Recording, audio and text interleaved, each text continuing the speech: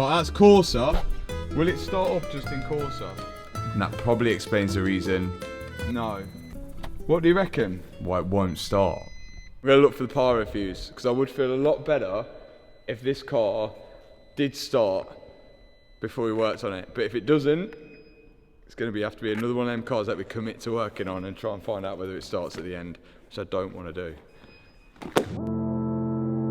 Usually, the Pyro fuse is located just after the battery or pretty close to it, and it only cuts power going to the starter motor on the car. You'll still get all the electrics working inside, just like we had a minute ago, but when you press the start button, there's no power able to go to the starter motor. So now we're just stripping off the front of the car, and then we're going to take out the storage tub, and hopefully we'll find the 12-volt battery underneath everything, and that should lead us to the Pyro fuse.